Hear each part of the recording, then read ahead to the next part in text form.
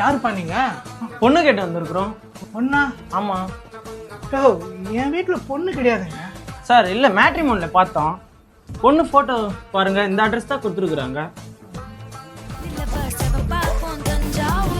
பா எனக்கு பொண்ணெல்லாம் கிடையாதுப்பா. எனக்கு இருக்கிறது ஒரே ஒரு பையன் மட்டும்தான்ப்பா. என்னப்பா இது?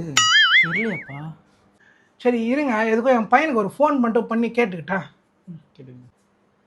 டேய், யாரோ 2 பேர் பொண்ணு கேட்டு வரேன்னு சொல்லி நம்ம வீட்டுக்கு வந்துருக்காங்கடா.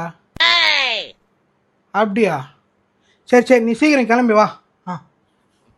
வெயிட் பண்ணுங்க, என் பையன் வரானா. சரி ஓகே.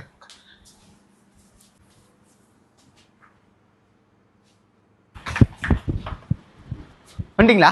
ஒரு 10 நிமிஷம் படம் மட்டும் கட்டு வந்துடுறேன்.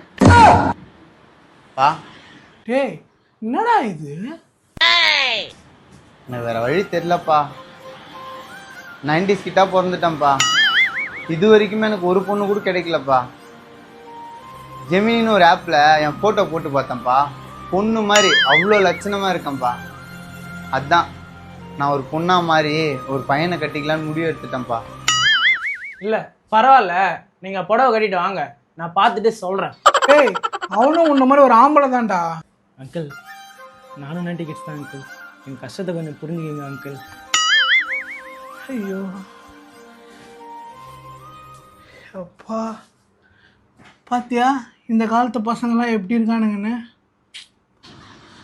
நீங்களும் சிங்கிள் தானே? ஆமாம். ஏன் நம்ம 2 பேரும் மிங்கிள் ஆகிடக்கூடாது? ஓ என்ன குடும்பம் இதே வேலையை தான் சுற்றிக்கிறீங்க. எந்திரிங்கடா. எதுக்கு கோவப்படுற? அன்பா பேசு.